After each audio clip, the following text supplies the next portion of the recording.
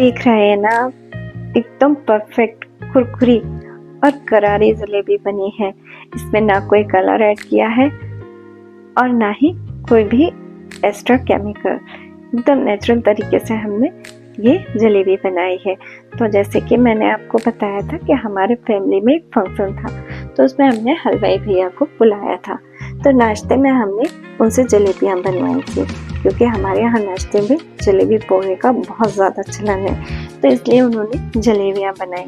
तो मैंने भी उनकी सीक्रेट मेथड को जानने की कोशिश करी, क्योंकि हम भी जलेबियाँ बनाते हैं पर हमारी इतनी परफेक्ट नहीं बनती हैं। तो मैंने देखा, उन्होंने सबसे पहले 2 चम्मच दही लिया और उसमें थोड़ा सा बेसन डाला, 2 ही चम्मच बेसन डाला होगा। उन्होंने ये बताया कि बेसन डालने से ज़्यादा कुरकुरी जलेबी बनती है। मैंने उनसे उनके सारे सीक्रेट निकालने की कोशिश करी। फिर उन्होंने बेसन में गर्म पानी ऐड किया और पानी ऐड करने के बाद इस तरह से हाथ से घुमाते हुए उन्होंने मैदा डाला, क्योंकि जलेबियाँ बहुत ज़्यादा बनी थी। तो यहाँ पर उन्होंने 1 किलो मैदे का इस्तेमाल किया है और बीच बीच में गर्म पानी थोड़ा थोड़ा करके वो डालते गए और अच्छी तरह से टाइट हाथों के साथ उसको मिक्स किया। मैं तो शायद इतने टाइट हाथों के साथ इसे मिक्स भी नहीं कर सकते थे। देखिए उन्होंने कितना पावरफुली तरीके से इसको मिक्स किया है। तो इस तरह से उन्होंने मिक्स करके इसे एक अच्छा सा बैटर बनाया और जितनी ज़रूरत पड़ती गई धीरे धीरे करके मैदा भी डालते गए और थोड़ा थोड़ा करके उन्होंने पानी भी डाला। तो इस तरह से अच्छी तरह से इसको फेंट लिया। काफ़ी टाइम लगा इस प्रोसेस में, पर उन्होंने धीरे धीरे इसको अच्छी तरह से फेंट लिया। देखिए कितना दम लगा कर एकदम अच्छी तरह से उसको फेंट रहे हैं। हम शायद मिक्सर यूज़ कर सकते हैं इसकी जगह, पर उन्होंने हाथों से इसको अच्छी तरह से लगा लिया। और देखिए इस तरह का उन्होंने एक बैटर बना करके तैयार कर लिया। अभी उन्हें ज़रूरत लगी तो उन्होंने और पानी ऐड किया। इस तरह से धीरे धीरे करके पानी ऐड करते हुए मैदा को अच्छी तरह से एक घोल बना लिया। ये काम उन्होंने शाम को किया था, रात के समय, क्योंकि जलेबी सुबह बननी थी, तो इसलिए उन्होंने रात को इसको अच्छी तरह से फेंट करके रख दिया ताकि इसमें अच्छी तरह से खमीर उठ जाए। तो इस तरह से इन्होंने करके और इसे मिक्स कर लिया। ज़रूरत के अनुसार थोड़ा थोड़ा मैदा और थोड़ा थोड़ा पानी वो ऐड करते हुए अच्छी तरह से इसको मिक्स कर लिया था। और ये देखिए ये इतना बैटर बन गया है और इससे बहुत सारी जलेबियाँ बनेंगी।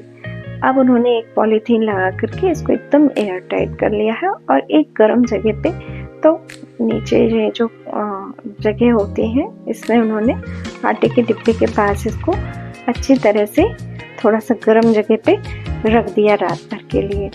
तो ये इस तरह से उन्होंने रात भर छोड़ दिया। अब सुबह देखिए जब तक मैं किचन में आई और मैंने देखा तो वो चाशनी बना रहे थे, तो मैंने जल्दी से उनकी रिकॉर्डिंग कर ली।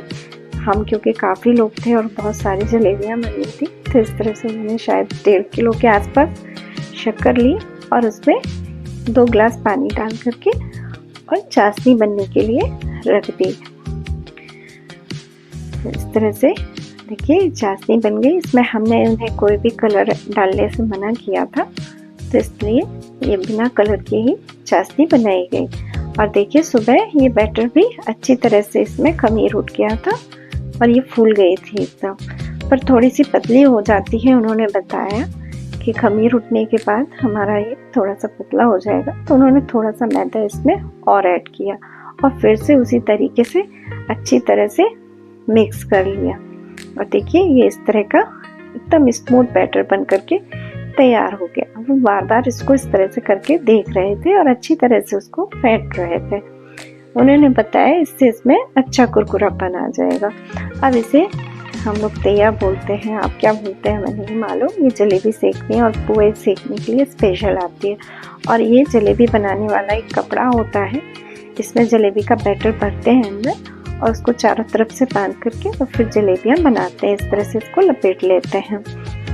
तो घी गर्म हो चुका था और ये देखिए इस तरह से उन्होंने जलेबियाँ डालनी शुरू कर दी और ऐसे इस तरह से एकदम परफेक्ट तरीके से उन्होंने जलेबियाँ घी में डाल करके और सेकनी शुरू कर दी। जब एक साइड से सिक गई तो चिमटे की मदद से इसे पलटा लिया और हल्की से जब वो ब्राउन हो गई तब उन्हें घी से निकाल लिया। इस तरह धीरे धीरे सेकते जा रहे थे और जब वो दोनों साइड से सिक गई तो उन्हें निकाल करके और इस तरह से चाशनी में डाल करके और तुरंत ही थोड़ा सा झरिए की मदद से नीचे दबा दिया, जिससे उसमें अच्छी तरह से चाशनी भर जाए। और इस तरह से गरम गरम और बहुत क्रिस्पी जलेबी बनी थी। उसका स्वाद मुझे आज भी याद है। उन्होंने बहुत ही टेस्टी जलेबियाँ बनाई थी। तो आप भी इसे एंजॉय करिए इस तरह से बना करके। बहुत ही अच्छी रेसिपी लगी मुझे, इसलिए मैंने सोचा आप लोगों के साथ में इसे शेयर करूं। Thank you for watching. Please